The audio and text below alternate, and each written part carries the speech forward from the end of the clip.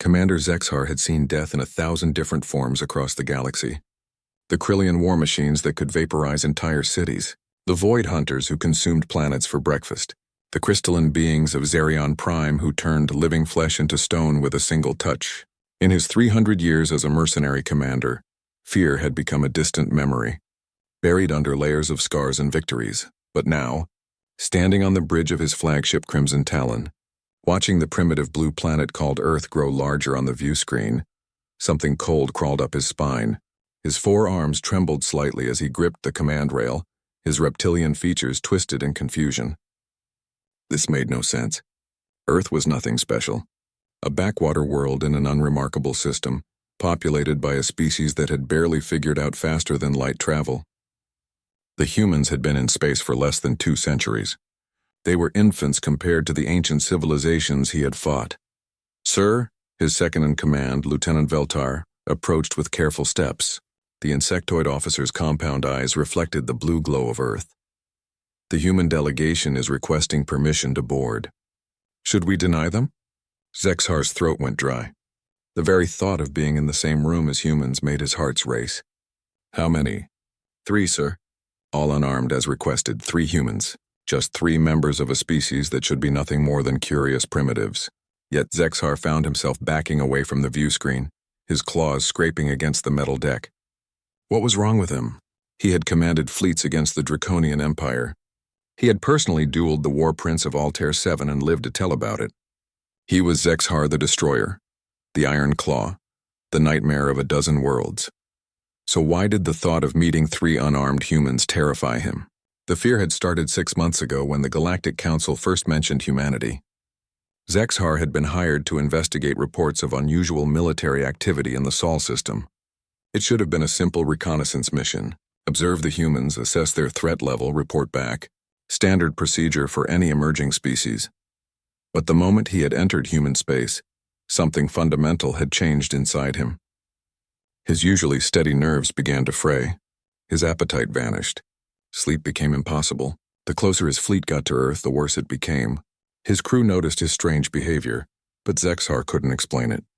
How could he tell them that their feared commander was developing an irrational terror of a species they could crush without effort? "Sir?" Veltar's voice snapped him back to the present. "Your orders regarding the human delegation?"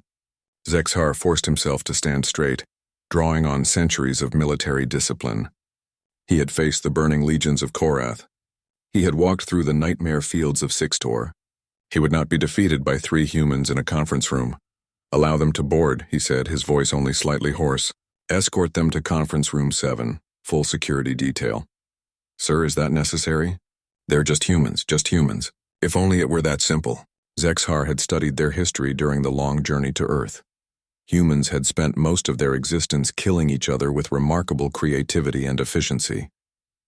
They had survived ice ages, plagues, and natural disasters that would have wiped out most species. They had built civilizations, destroyed them, and built them again.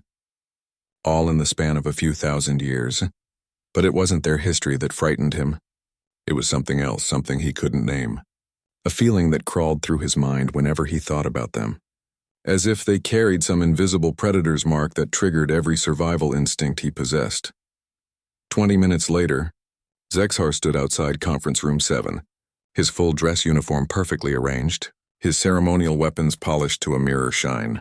His personal guard flanked him, 8 of the deadliest warriors in his employ.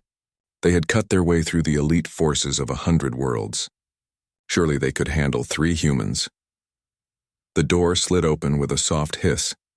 The first human through the doorway was a female with dark skin and graying hair pulled back in a simple knot. She wore a plain blue uniform with minimal decorations. Nothing threatening about her appearance. She smiled and extended her hand in the human greeting gesture. Zexhar's world tilted. The fear hit him like a physical blow, driving the air from his lungs. His vision tunneled. His legs nearly buckled. It took every ounce of his willpower not to reach for his sidearm. The human woman stood there, smiling pleasantly, apparently unaware that she had just reduced a legendary warrior to a trembling wreck with her mere presence. "Commander Zexhar," she said, her voice warm and confident. "I'm Admiral Sarah Chen, Earth Defense Force. Thank you for agreeing to meet with us." Zexhar managed a stiff nod, not trusting his voice. The second human entered, a tall male with pale skin and sharp blue eyes. He moved with the easy confidence of a soldier, but there was something else in his bearing, a stillness, a sense of coiled violence held in perfect check. The third human was younger, perhaps in his 30s by human standards.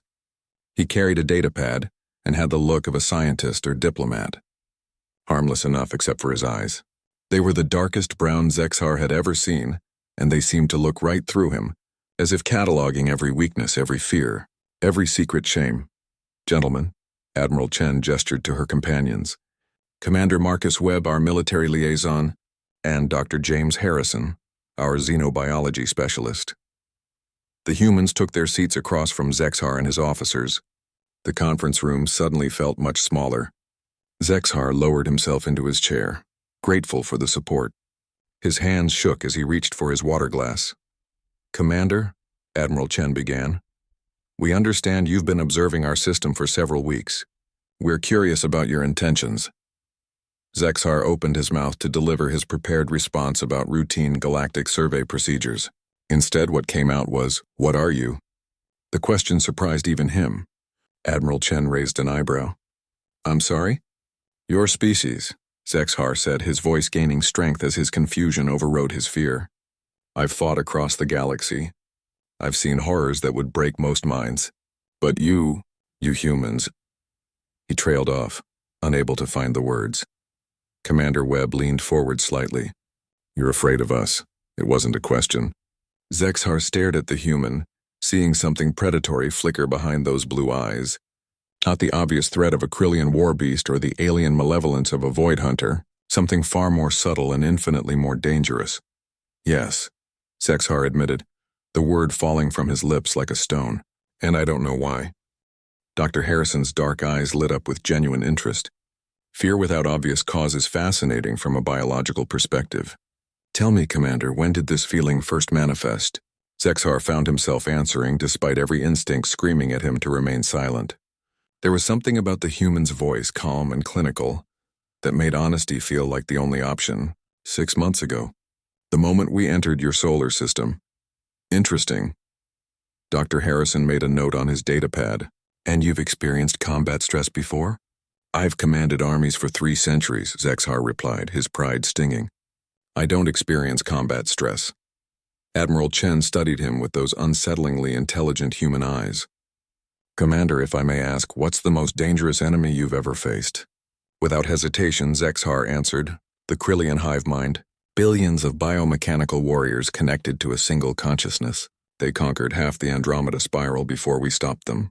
"How did you stop them?" Commander Webb asked. "Fire, lots of fire. Krillians are vulnerable to extreme heat. We developed plasma weapons specifically designed to burn through their organic armor. Lost 40% of the Allied fleet, but we broke their advance." Admiral Chen nodded thoughtfully. "You identified their weakness and exploited it. Classic military doctrine." "Every enemy has a weakness," Zexhar said, some of his confidence returning. "The Void Hunters can't survive in high-gravity environments. The crystals of Zirion shatter at specific sonic frequencies. The Draconian Empire crumbles when you target their supply lines. Find the weakness, exploit it, win the war." "And humans?" Dr. Harrison asked quietly. "What's our weakness?" The question hung in the air like a physical weight. Zexhar opened his mouth to answer, then closed it. His mind raced through everything he knew about humanity. Their biology was unremarkable. Average strength, average speed, average lifespan. Their technology was primitive by galactic standards. Their military forces were tiny compared to the great powers. Zexhar struggled with the words. "I don't know. That's the problem, isn't it?" Commander Webb said, his voice carrying an undertone that made Zexhar's skin crawl. "Every species you fought, you understood them. You knew what they wanted, how they thought, what they feared. But humans, we're different," Admiral Chen finished. "Not stronger or faster or smarter. Just different." Zexhar's second-in-command, Lieutenant Veltar, spoke up for the first time since the humans had arrived. "With respect, Admiral, your species has been in space for less than 200 years.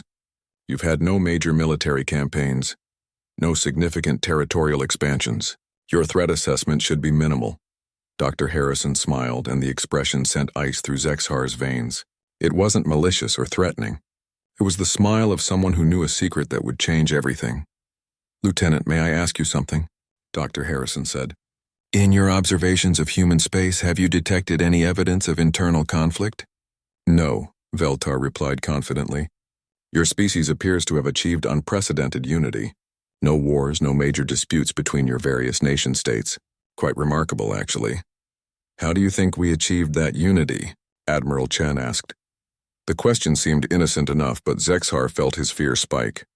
There was something in the way she asked it, a casual tone that hinted at depths he didn't want to explore.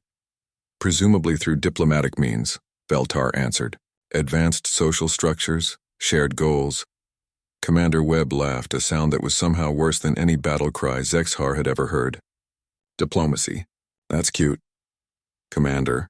Admiral Chen's voice carried a note of gentle warning. "Sorry, Admiral. But really, Lieutenant, you think we talked our way to peace?" Webb shook his head. "We didn't achieve unity despite our nature. We achieved it because of our nature." Dr. Harrison leaned forward, his clinical detachment somehow more terrifying than any show of aggression. "Lieutenant, what do you know about human evolution?" "Basic information," Veltar replied, though his confidence was wavering. "You evolved from primitive ape-like creatures on your homeworld. Standard evolutionary pattern for most species." "Not quite standard," Dr. Harrison corrected. "Most sapient species evolved from prey animals, herd creatures who found safety in numbers and cooperation. But humans, we evolved from persistence hunters, pursuit predators." Zexar felt something cold settle in his stomach. "What does that mean?" "It means," Admiral Chen said softly, "that for millions of years our ancestors survived by running down prey animals until they collapsed from exhaustion. We didn't need to be faster or stronger. We just needed to be relentless. The most successful human hunting strategy," Dr. Harrison continued, "wasn't to overpower prey or outsmart it. It was to follow it. Day after day, night after night, never stopping, never giving up, until the prey animal simply couldn't run anymore." Commander Webb's blue eyes fixed on Zexar. "Do you understand what that kind of evolutionary pressure does to a species? What kind of minds it creates?" Zexar didn't answer. He couldn't. The implications were beginning to unfold in his mind like a slow-motion explosion. "Let me tell you about human warfare," Admiral Chen said, her voice taking on the cadence of a lecture. "When humans go to war, we don't just defeat our enemies. We study them. We learn everything about them. Their strengths, their weaknesses, their fears, their hopes. We become them in a sense. We fought 2 global wars in the 20th century, Commander Webb added. Killed over 100 million of our own species. Do you know what we learned from that?" Zexar shook his head, not trusting his voice. "We learned that the most effective way to defeat an enemy isn't to destroy their armies," Webb continued. "It's to convince them that resistance is futile, to make them understand deep in their bones that we will never stop coming." Dr. Harrison's smile widened. "We called it psychological warfare, the art of winning battles before they begin. And the unity Lieutenant Veltar mentioned?" Admiral Chen asked rhetorically. "We didn't achieve that through diplomacy. We achieved it because every human nation looked at what we were capable of doing to each other and decided that maybe, just maybe, we should point that capability outward instead."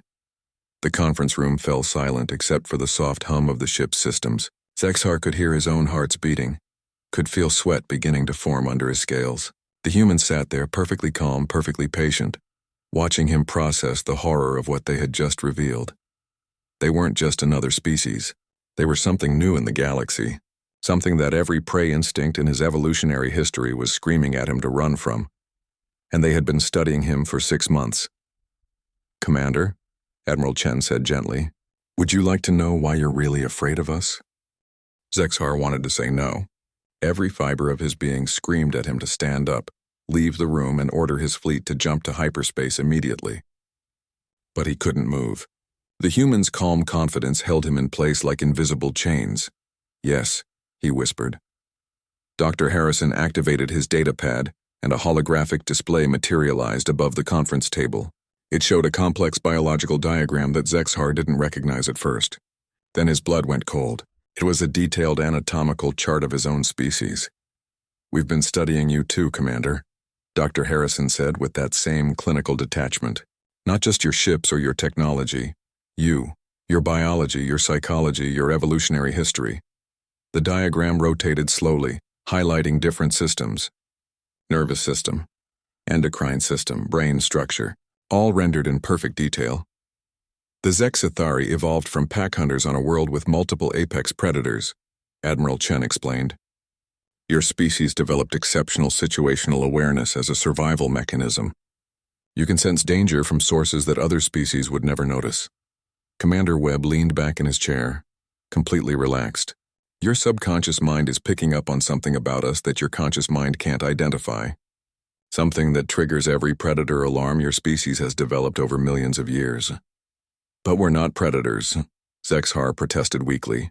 Humans are omnivores. You eat plants as much as meat. Dr. Harrison's smile was patient, almost paternal. Commander, predation isn't just about diet. It's about behavior patterns, hunting strategies, methods of conflict resolution. The holographic display changed, showing comparative brain scans, human and Zex-3 neural patterns side by side. Notice the differences, Dr. Harrison continued. Your species shows typical pack predator patterns, high activity in regions associated with group coordination, territorial awareness, threat assessment, classic alpha predator configuration. The human brain scan pulsed with different colors, highlighting regions that made Zexhar's mouth go dry. Human brains show unusual development in areas associated with pattern recognition, long-term planning, and what we call theory of mind, the ability to understand what others are thinking. We're not pack hunters, Commander. We're persistence hunters. Pursuit predators, what's the difference? Lieutenant Veltar asked, though his voice had lost all confidence. Commander Webb answered. Pack hunters work together to overwhelm prey in the moment. Persistence hunters work alone or in small groups to exhaust prey over time.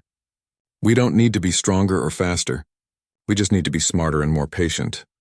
Admiral Chen gestured to the brain scans. Your subconscious recognizes something that took our xenobiologists months to confirm through detailed analysis. Humans represent a completely different kind of predator, one your species has never encountered before. And that scares you, Dr. Harrison added, because your evolutionary programming has no response protocol for us.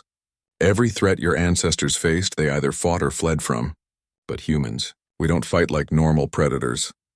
The display changed again, showing historical combat footage. Zexhar recognized some of the battles, conflicts he had studied in military academies across the galaxy. Look at how different species wage war, Admiral Chen said. The Krillians overwhelm with numbers. The Draconians use technological superiority. The Void Hunters employ pure destructive force. All direct approaches, all things you can understand and counter. The footage switched to human military operations. At first, Zexhar didn't understand what he was seeing. The humans seemed to be retreating. Human military doctrine is based on something we call strategic depth, Commander Webb explained. We don't try to win battles. We try to win wars. We trade space for time, retreat when necessary, and wear down our enemies until they make mistakes. Dr. Harrison highlighted specific moments in the footage. Notice how human forces almost never engage in direct confrontation unless they have overwhelming advantages. Instead, they manipulate their enemies into disadvantageous positions. This is psychological warfare on a strategic level, Admiral Chen said. We make our enemies defeat themselves. Zexhar watched human forces disappear into dense terrain, only to strike supply lines hundreds of kilometers away. Saw them abandon apparently strong positions only to reveal that those positions had been mined with explosives. Observed them surrender cities that turned out to be elaborate traps. Your fear, Dr. Harrison said softly, is your subconscious understanding that humans don't think like any predator your species has ever encountered. We're not trying to establish dominance or territory. We're not driven by hunger or aggression. We're driven by something far more dangerous. What? Zexhar barely managed to speak. Curiosity, Admiral Chen replied. We don't just want to defeat our enemies. We want to understand them completely, to know everything about how they think, how they feel, how they break. The holographic display showed a detailed psychological profile. Zexhar realized with growing horror that it was his own profile. His fears, his motivations, his weaknesses all laid out in clinical detail. We've been studying you for 6 months, Commander, Dr. Harrison said. We know that you lost your first clutchmate in a Krillian raid when you were 47. We know that you blame yourself for the massacre at Kepler Station because you made a tactical error. We know that despite your reputation as a ruthless mercenary, you've never taken a contract that involved civilian casualties. Each revelation hit Zexhar like a physical blow. Information that should have been buried in classified files known only to his closest associates. We know, Commander Webb continued, that you've been having the same nightmare for 200 years. You're back on Kepler Station, watching your soldiers die because you ordered them to hold a position that couldn't be held. We know, Admiral Chen added gently, that you're not here as a mercenary. You're here because the Galactic Council is afraid of us, and they hired you to find our weakness so they could destroy us before we become a threat. The conference room spun around Zexhar. His vision blurred. His breathing became labored. The humans had just revealed that they knew everything, not just about his mission but about him personally, about his deepest secrets and darkest fears. How? He gasped. Dr. Harrison's expression was almost sympathetic. Because that's what humans do, Commander. When we encounter something new, we study it. When we face a potential threat, we learn everything about it. When we meet another predator, we figure out how to hunt it, Commander Webb finished. The realization crashed over Zexhar like a tidal wave. The humans hadn't been avoiding his fleet for 6 months. They had been studying it, learning its patterns, its capabilities, its weaknesses. They had been hunting him the entire time, and he hadn't even known he was prey. The question now, Admiral Chen said, her voice still perfectly calm, is what we do with what we've learned. Zexhar looked around the conference room, seeing it clearly for the first time. His security detail, 8 of the deadliest warriors in the galaxy, stood motionless. Their weapons were still holstered, their postures relaxed. But something was wrong with their eyes. They were glassy, unfocused. "Oh yes," Dr. Harrison said, noticing his gaze. "We've been pumping a mild psychoactive agent into the ship's atmosphere since we boarded.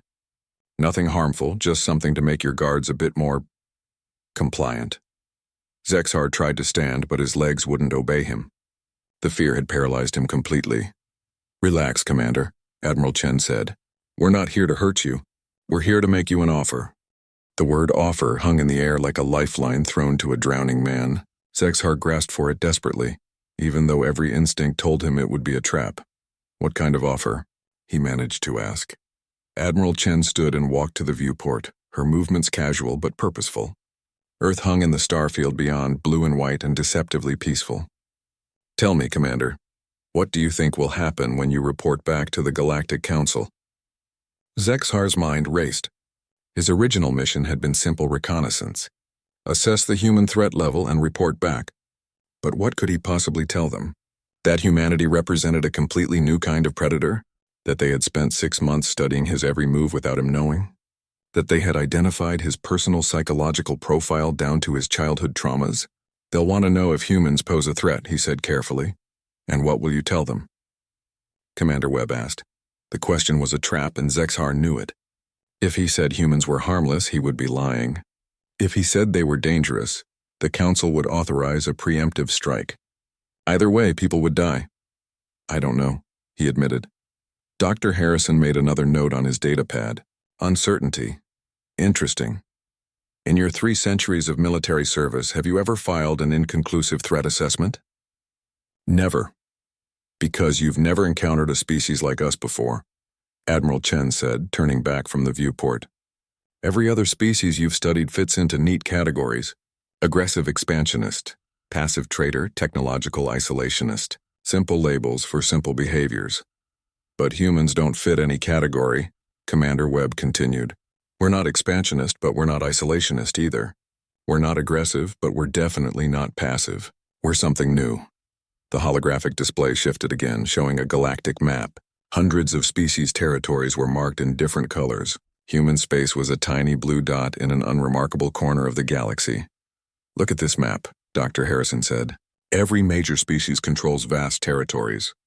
The Draconian Empire spans 3,000 star systems. The Krillian hive mind consumed entire sectors before you stopped them. The Crystal Consortium has mining operations in half the galaxy. And humans?" Admiral Chen asked rhetorically. "We control exactly 1 star system. 12 planets and a few dozen space stations. By any measure, we should be irrelevant. So why," Commander Webb asked, "is the Galactic Council afraid of us?" Zexar had been wondering the same thing. The Council's fear of humanity had seemed irrational when he accepted the contract. Now he was beginning to understand. Because you're different, he said slowly, and the unknown is always frightening. Partially correct, Dr. Harrison acknowledged. But there's more to it than that. The Council isn't just afraid of what we are. They're afraid of what we represent. The galactic map zoomed in, showing the borders between different species' territories. Zexar noticed something he had never seen before. The borders were static. They had been in the same positions for thousands of years. For 50,000 years, Admiral Chen explained, galactic civilization has been stable. The same species holding the same territories, fighting the same wars, making the same trade agreements, a perfect equilibrium. And then humans appeared, Commander Webb said, a species that doesn't fit the established patterns. That thinks differently, acts differently, approaches problems differently. Dr. Harrison highlighted specific regions on the map. In the past 100 years, since humanity entered galactic society, look what's happened. The Altarian Republic and the Vegan Confederacy signed their first peace treaty in 3,000 years. Why? Because human mediators suggested a completely different approach to their territorial dispute. Corellian trade war ended when human economists proposed a resource-sharing agreement that no one had ever considered before, Admiral Chen added. The plague of Zarian 7 was stopped by human doctors who approached the problem from an angle that Zarian medical science had never explored. Zexar stared at the map, seeing the pattern emerge. Small changes, subtle shifts in long-established relationships, all connected to human involvement. We're not just another species, Admiral Chen said. We're a catalyst. Our very presence changes how others think and act. And change, Commander Webb observed, is the most terrifying thing imaginable to a civilization that has been stable for 50,000 years. The implications hit Zexar like a physical blow. The Council wasn't afraid that humans would conquer the galaxy. They were afraid that humans would transform it, that the carefully balanced power structures that had existed for millennia might collapse under the weight of new ideas. The Council wants you to find our weakness, Dr. Harrison said, because they need to believe we can be defeated by conventional means. They need to believe that we're just another military threat that can be neutralized with sufficient force. But we're not, Admiral Chen said simply.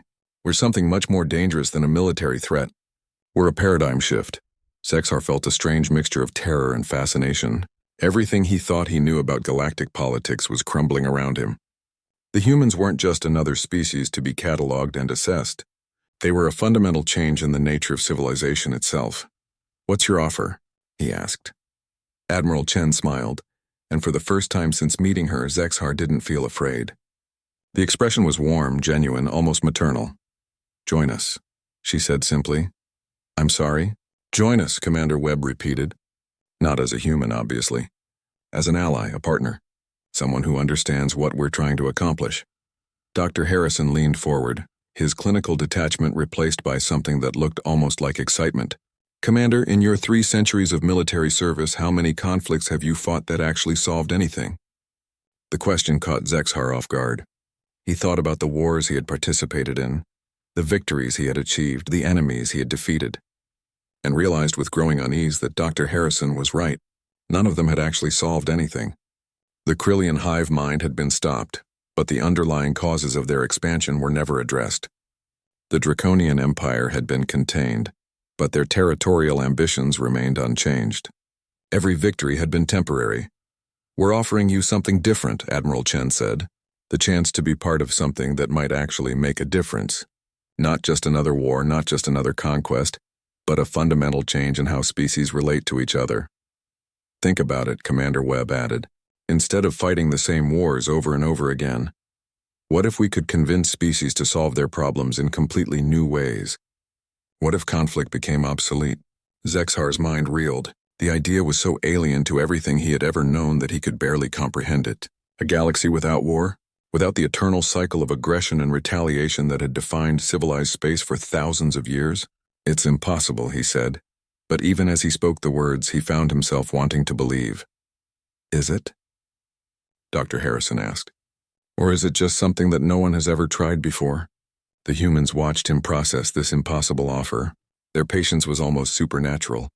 They weren't pressuring him, weren't threatening him, weren't trying to manipulate him. They were simply presenting an option and waiting for him to decide. And that, Zexar realized, was perhaps the most terrifying thing of all. Because deep down, in a part of his mind that he had thought was long dead, he found himself wanting to say yes. Zexar stared at the three humans, his mind struggling to process what they were suggesting. In his 300 years of life, he had never encountered anything like this. Species didn't just abandon their fundamental nature. Predators didn't become philosophers. Warriors didn't become peacemakers. "You're asking me to betray the Galactic Council," he said finally. "No," Admiral Chen replied calmly. "We're asking you to betray the idea that the Galactic Council represents the only possible future for civilized space." Dr. Harrison activated his datapad again, and the holographic display showed a timeline stretching back 50,000 years. "Look at this pattern, Commander. The same conflicts repeated endlessly. The Draconian Empire expands, other species push back, borders stabilize. The Krillian hive mind grows aggressive. Coalitions form to contain them. Trade disputes escalate into wars. Wars end in treaties. Treaties eventually break down. It's been the same cycle for millennia," Commander Webb added, "and everyone accepts it as natural law. The way things have to be." Zexar studied the timeline. Webb was right. The same patterns repeated over and over with only minor variations. Species rose and fell, but the fundamental nature of galactic civilization never changed. "But what if it doesn't have to be that way?" Admiral Chen asked softly. "What if the cycle can be broken? How?" Zexar found himself asking, despite every logical part of his mind screaming that this was madness. The display changed, showing detailed analyses of recent conflicts that humans had been involved in mediating. The Altarian-Vegan peace treaty, the resolution of the Corellian trade war, the containment of the Xerian plague. Each case study was meticulously documented. "We don't try to impose our will," Dr. Harrison explained. "We don't threaten or bribe or manipulate. We simply offer different perspectives, new ways of looking at old problems." The Altarians and Vegans had been fighting over the Proxima mining rights for 3,000 years, Admiral Chen said. Both species claimed historical precedent. Both had legitimate grievances. Traditional diplomacy had failed hundreds of times. "So what did you do?" Zexar asked, genuinely curious now. Commander Webb smiled. "We asked them why they were fighting over who got to mine Proxima when they could work together to develop better mining technology and share the benefits. That's it." "That's it," Dr. Harrison confirmed. One simple question that neither species had ever considered. Instead of fighting over limited resources, why not work together to make those resources more abundant? Zexar felt something shift in his mind. It was such a simple concept.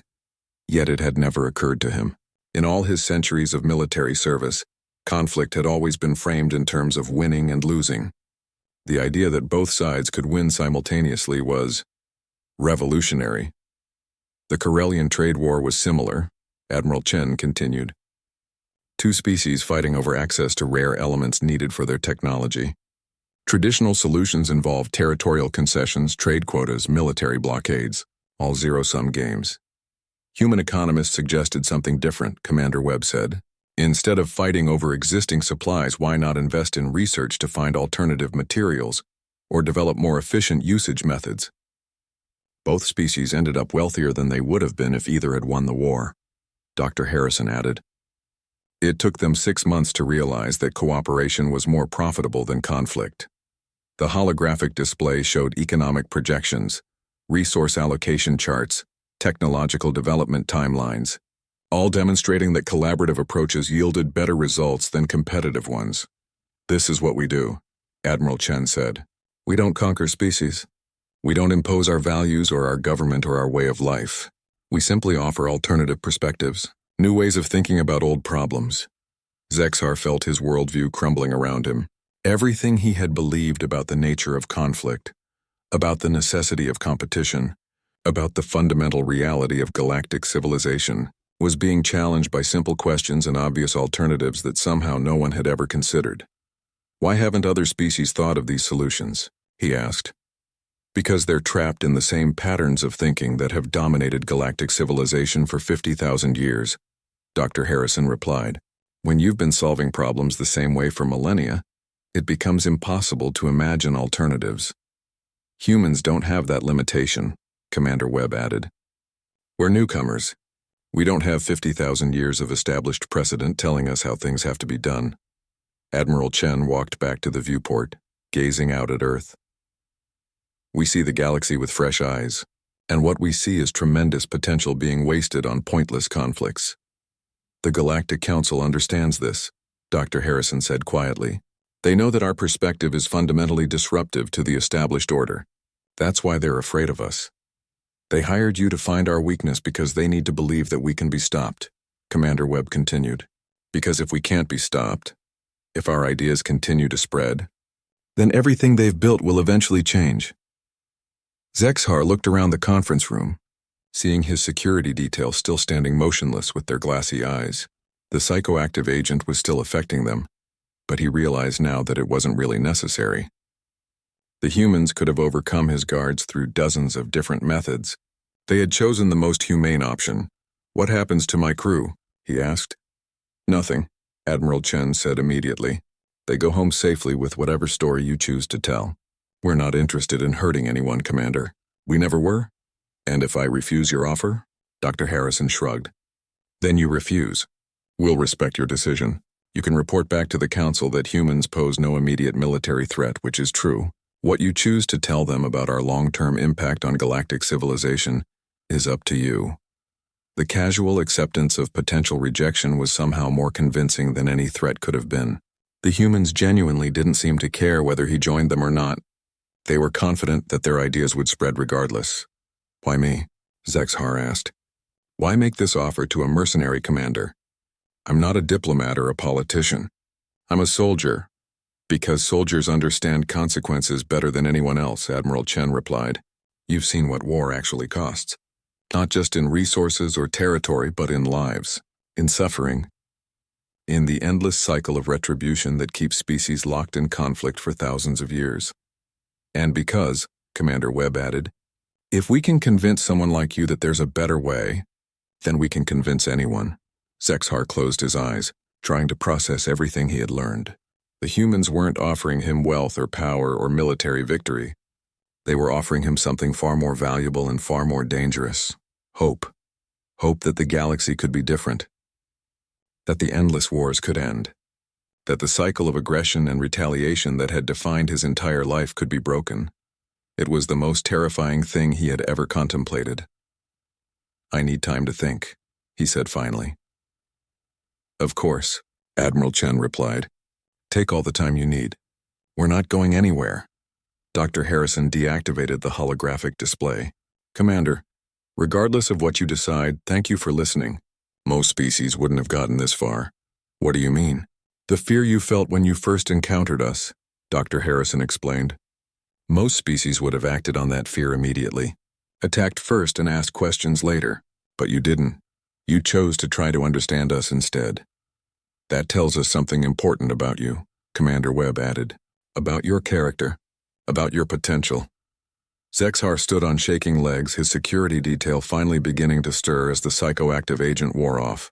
The humans rose as well, their movements still perfectly calm and controlled. How long do I have to decide? He asked. As long as you need, Admiral Chen said. But Commander, while you're deciding, consider this. Every day that passes, more species are discovering that there are alternatives to the way things have always been done. Change is coming whether the Council wants it or not. The only question is whether you want to be part of shaping that change, or whether you want to be swept along by it.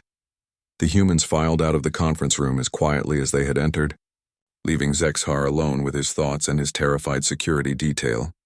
The fear was still there, crawling through his nervous system like a living thing, but now it was mixed with something else, something that felt dangerously like hope. For 3 days, Zexhar remained in his quarters, staring out at Earth while his mind churned through everything the humans had told him. His crew was growing restless.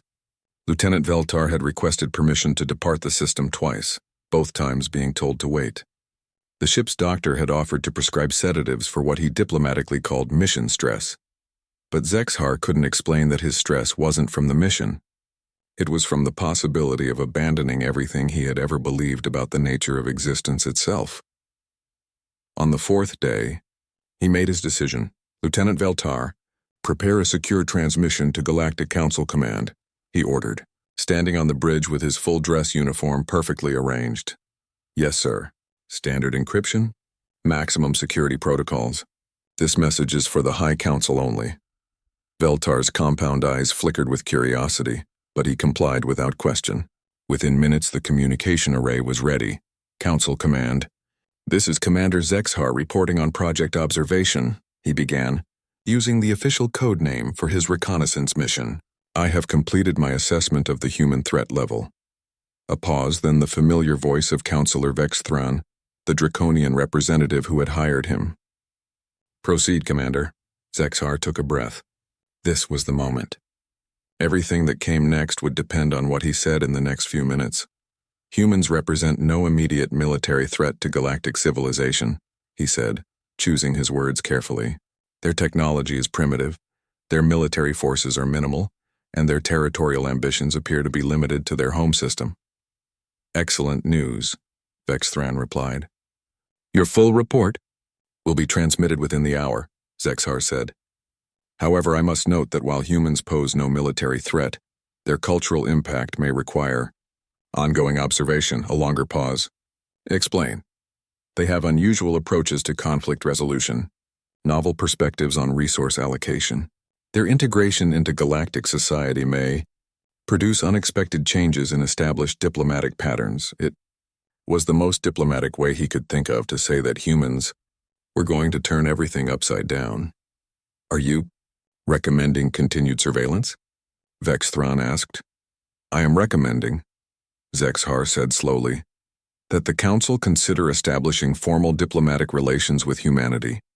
Their unconventional thinking might prove useful in resolving certain long-standing issues. The silence stretched so long that Zexhar wondered if the connection had been lost. When Vexthran finally spoke, his voice carried a note of suspicion. Commander, you sound different. Has your interaction with the humans affected your judgment in any way? The question hung in the air like an accusation.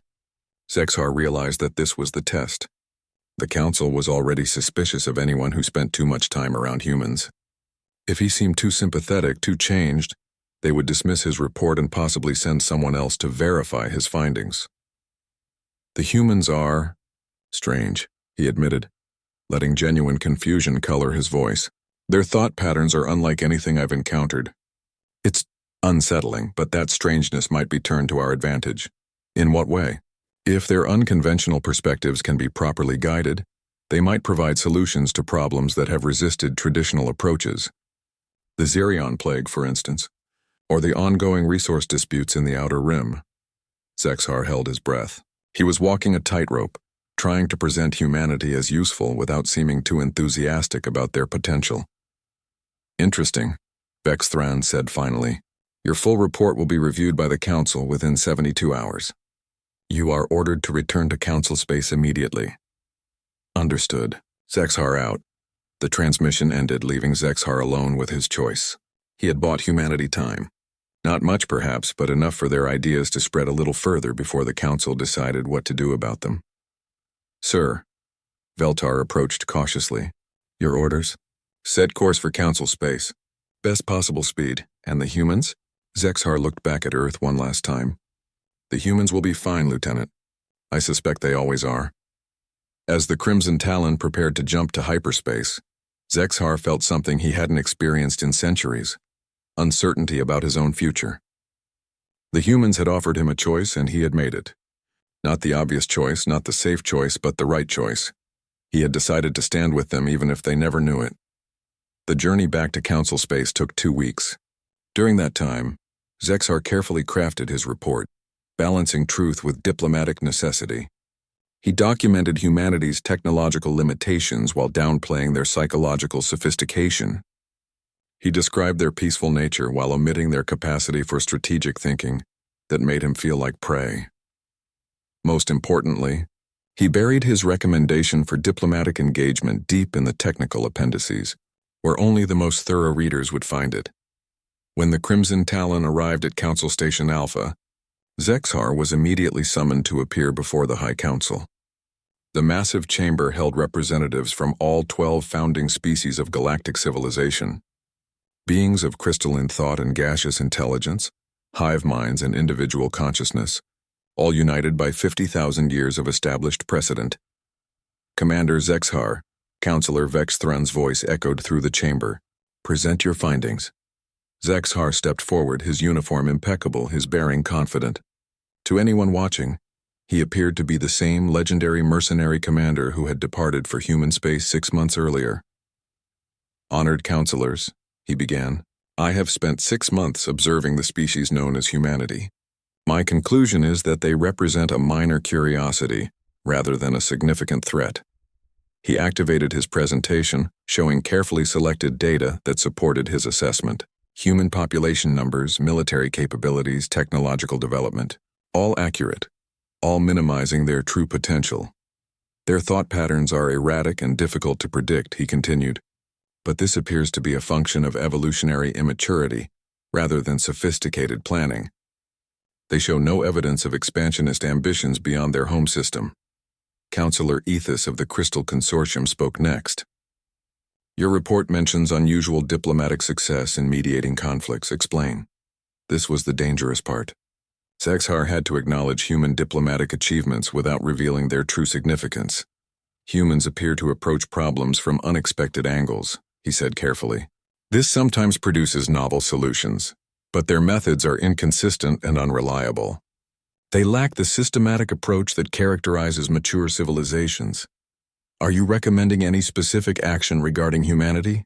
Asked Counselor Thexmore of the Void Touched. Zexhar paused as if considering the question for the first time. I recommend limited diplomatic contact. Their unusual perspectives might occasionally prove useful for resolving minor disputes. However, I see no need for extensive resources to be allocated to human relations. The council deliberated for nearly an hour, while Zexhar stood at attention, his expression neutral. Finally, Vexthron spoke for the group. Your report is accepted, Commander. The council will establish minimal diplomatic protocols with humanity. Standard trade agreements, limited cultural exchange, routine monitoring. Nothing more. Understood, Counselor. You are dismissed. Zexhar bowed formally and left the chamber. In the corridor outside, he allowed himself a small smile. The council had done exactly what he had hoped they would do. They had classified humanity as a minor species worthy of minimal attention, which meant the humans would have time to do what they did best, change everything quietly, one conversation at a time. 3 months later, Zexhar received a message through encrypted channels. No sender identification, but he recognized the communication style immediately. Commander, thank you for your discretion. The Council's limited diplomatic contact has provided excellent opportunities to share perspectives with various species. The Altarian vegan cooperation model is being studied by 6 other territorial disputes. The Corellian Resource Sharing Agreement has inspired similar projects in 4 different sectors. Change is spreading. We thought you should know. A friend. Zexhar deleted the message and sat back in his chair. The fear was still there, would probably always be there when he thought about humans. But now it was mixed with something else, something that felt like satisfaction. For the first time in his 300 years of existence, he had chosen to stand with the future instead of the past, and that, he realized, made all the difference. 5 years had passed since Zexhar's encounter with humanity, and the galaxy was changing in ways that no one could have predicted, not through conquest or revolution, but through quiet conversations and simple questions that made ancient enemies reconsider their fundamental assumptions. Zexhar found himself at the center of these changes, though not in any way he could have imagined. Word of his expertise in human psychology had spread through certain circles, and he was increasingly called upon to mediate disputes where human diplomatic methods might prove useful. Today, he stood in another conference room, this one aboard a neutral station in the Corellian sector. Across from him sat 2 delegations that had been at war for 800 years, the metal-based Ferox Collective and the energy-being Luminari Conclave. The sacred asteroid belt of Ferox 7 belongs to our people, declared Prime Construct Zexaval, his voice resonating through metallic harmonics. We have maintained mining operations there for 2 millennia. The energy fields around Ferox 7 are our ancestral spawning grounds, countered Radiant Speaker Yilara, her photonic form pulsing with indignation. Your excavations disrupt the harmonic frequencies necessary for our reproduction. Zexhar listened to the familiar arguments. Different species, different resources, same fundamental conflict. 6 months ago, this would have been resolved through military action or territorial concessions. Winners and losers, zero-sum thinking. But humans had taught him to ask different questions. Prime Construct Radiant Speaker, he said, using the formal addresses. Before we discuss solutions, I have a simple question. What do each of your species actually need from the Ferox 7 system? Both delegations looked at him as if he had asked something obvious. Zexval's optical sensors flickered in confusion. We need the rare metals for our construction matrices. And we require the harmonic frequencies for reproduction, Yilara added. But why do you need those specific metals? Zexhar pressed. And why those particular frequencies? The questions hung in the air. Both species began explaining their biological and technological requirements in detail.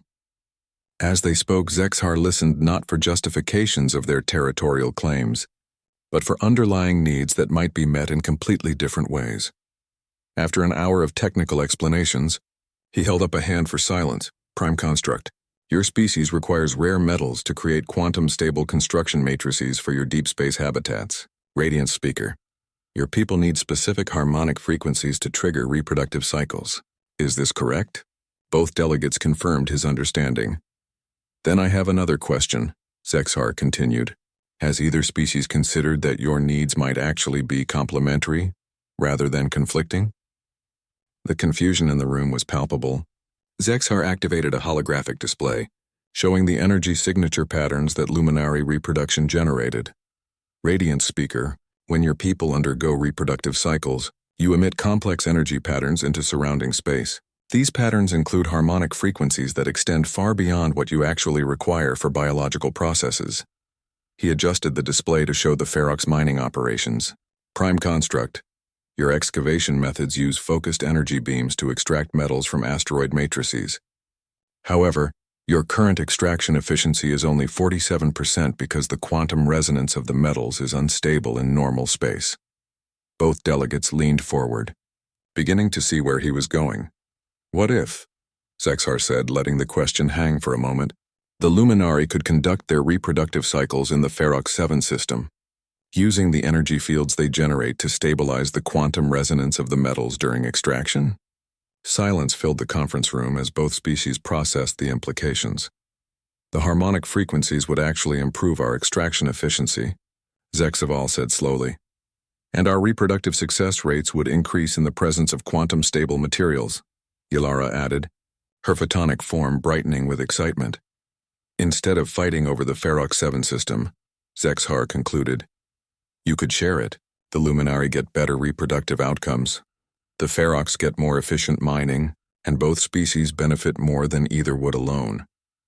What followed was 3 hours of intense technical discussion, as scientists from both species worked out the details of a cooperation agreement. By the end of the day, the 800-year war over Ferox 7 had been transformed into a mutually beneficial partnership. As the delegations departed to get formal approval from their respective governments, Zexhar found himself alone in the conference room, staring out at the stars and marveling at how simple it had become. He wasn't using human methods exactly. The humans had taught him something far more fundamental: how to see past the surface of conflicts to the underlying needs and possibilities that everyone else missed. His contemplation was interrupted by an incoming transmission on his personal communicator. The face that appeared was unfamiliar, but the voice made his heart skip. Commander Zexhar, this is Admiral Chen. I hope you're well. The human looked older than when he had first met her, with more gray in her hair and new lines around her eyes, but her smile was the same, warm, confident, and somehow knowing. Admiral, he replied, unsure what else to say. I've been following your work, she continued. The Altarian-Vegan Resource Compact, the Zerion Medical Cooperation Treaty, the Draconian-Corellian Trade Alliance. Quite impressive. I learned from good teachers. You learned from yourself, Commander. We just helped you ask the right questions. Her expression grew more serious. I'm calling because there's something you should know. The Galactic Council has been monitoring your diplomatic activities. Zexhar felt a familiar chill. And they're beginning to understand that what you're doing isn't standard diplomacy. Some of them are starting to connect your methods to your time in human space. Are they going to stop me? Admiral Chen's smile returned, but now it carried a hint of something that reminded Zexhar why humans had terrified him so much. They're going to try. Counselor Vexthran has already submitted a proposal to limit your diplomatic authority and restrict your access to interspecies conflicts. When? The vote is scheduled for next week. Zexhar closed his eyes, feeling the weight of inevitability. He had known this moment would come eventually. The old guard would never allow their established order to be quietly undermined indefinitely. What do you suggest? He asked. That depends, Admiral Chen replied. Are you ready to stop hiding what you're really doing? The question hit him like a physical blow. For 5 years, he had been careful to present his diplomatic successes as lucky accidents or innovative applications of traditional methods. He had downplayed the human influence, minimized the revolutionary nature of what he was accomplishing. If I openly admit to using human diplomatic philosophy, he said slowly, the Council will ban all contact with your species. Possibly, Admiral Chen agreed. Or they might realize that banning contact won't stop ideas from spreading. Commander, in the past 5 years, how many conflicts have been resolved using methods similar to yours? Zexhar thought about it. Dozens, maybe hundreds. Other diplomats have been copying my approaches without realizing it. Exactly. The change has already begun. The question now is whether you want to guide that change openly, or whether you want to let the Council try to suppress it and risk everything spinning out of control. The choice was the same one the humans had offered him 5 years ago. But now the stakes were infinitely higher, not just his own future, but the future of galactic civilization itself. What would you do? He asked. Admiral Chen's expression softened. Commander, 5 years ago, you made a choice to trust us despite your fear. You've spent the time since then proving that our faith in you was justified. Now it's time for us to trust your judgment. You're leaving the decision to me. We always were, she replied. That's what makes you different from the Council, Zexhar. You understand that real change can't be imposed from above. It has to grow from individual choices made by people who believe in something better. The transmission ended, leaving Zexhar alone with his thoughts and his fear. But this time the fear felt different. Not the primal terror of encountering something beyond his understanding, but the rational concern of someone who understood exactly how much was at stake. He thought about the Ferox Luminari conflict he had just resolved, about the dozens of other wars and disputes that had been transformed from zero-sum struggles into cooperative partnerships, about the hundreds of diplomats across the galaxy who were beginning to ask different questions and consider new possibilities. The change was already happening. The only question was whether it would happen gradually and peacefully, or whether the Council's attempt to stop it would create the very revolution they were trying to prevent. Zexhar made his choice. He opened a communication channel to the Galactic Council and requested an emergency session. When asked for the reason, he gave an answer that would have terrified him 5 years ago but now filled him with purpose. I need to tell them the truth about humans. The fear was still there, would probably always be there. But now it was the fear of someone who had seen the future and chosen to stand with it, regardless of the consequences.